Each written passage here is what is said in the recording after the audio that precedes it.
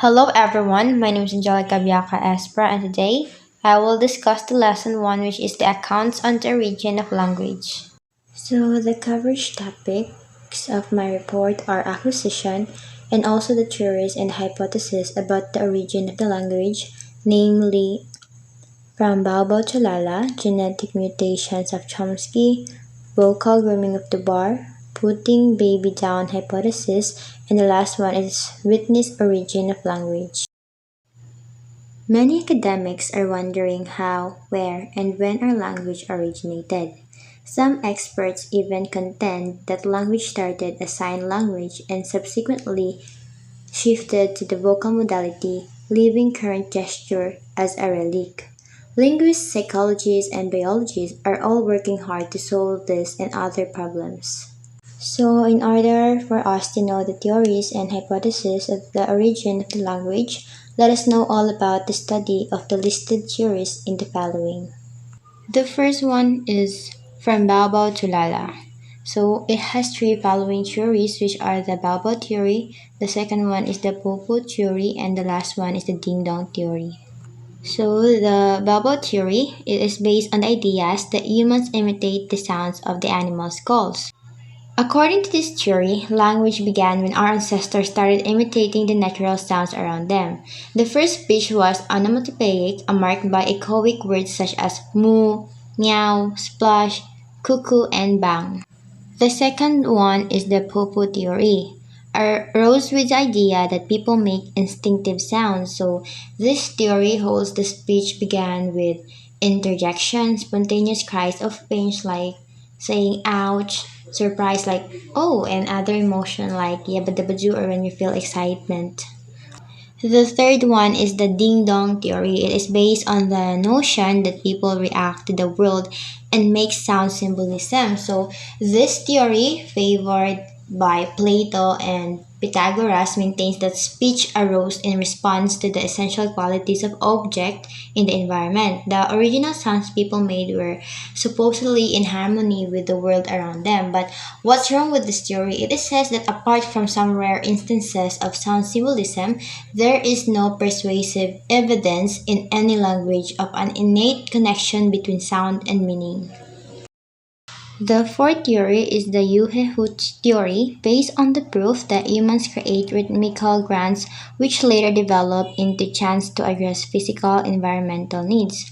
So according to this theory, language evolved from the grunts, groans, and snorts evoked by the heavy physical labor.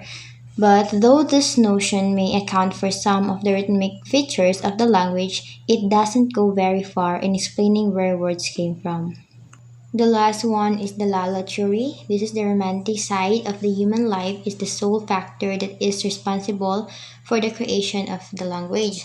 So, in this theory, the Danish linguist Otto Jespersen suggested that language may have developed from sounds associated with love, play, and song. So, what's wrong with this theory? As David Crystal notes in How Language Works, Penguin 2005, this theory still fails to account for the gap between the emotional and the rational aspect of speech expression. The second theory are the genetic mutation of Chomsky. Noam Chomsky postulates in his theory that language was created from a genetic mutation from one of our human ancestors.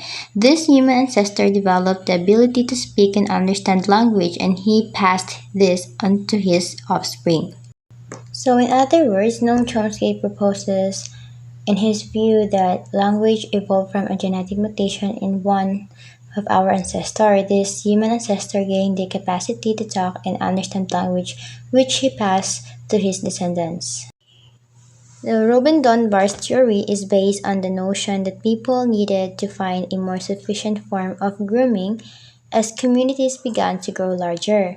Wanting to keep their peers with them, humans grooms themselves and so did the vocals develop.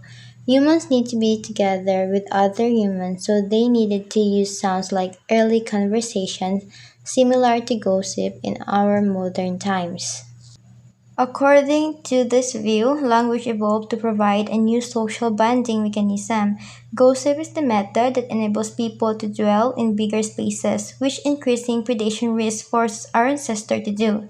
And according to Dunbar's theory, that greater group sizes can stimulate the language development as a tool for social cohesiveness. The next one is putting the baby down hypothesis. Dean Falk, an anthropologist, suggests that language developed from early humans. The mothers, in particular, as humans evolved, lost their fur. The mothers who used to carry their babies on their backs needed to leave them on the ground as they gathered food and foraging. To make sure that the babies are ensured that they are not abandoned, the mother would call him or her and uses facial expressions. Aside from this, body language and tactile communication are also used like tickling. Putting the baby down hypothesis. This hypothesis states that the vocal interaction between early hominin mothers and infants resulted in a sequence of events that led eventually to the ancestors' earliest words and later to the emergence of proto-language.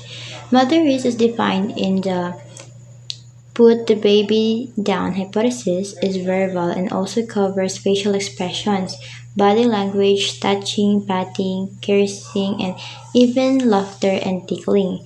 The clarity of matter is that normal babies are exposed to it is associated with their development of speech discrimination skills, and infants who are best at perceiving speech sounds at 7 months of age score higher when they are older on language tests, measuring the number of words they can say and the complexity of their speech. The last theory is witness origin of language. Witness theory on the source of human speech is anchored on the natural sounds of humankind. As humans express their feelings and are being understood by others, the use of language began. Next, according to Whitney, human beings come to use imitative or onomatopoeic utterances as the reproduction of the sounds of crying.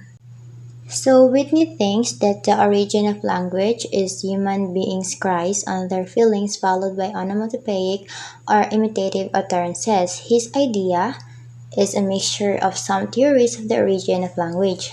Next, according to Whitney, human beings come to use imitative or onomatopoeic utterances as the reproduction of the natural tones and cries. We have regarded the reproduction with intent to signify something of the natural tones and cries as the possibly earliest speech. So that includes my discussion. Thank you for listening.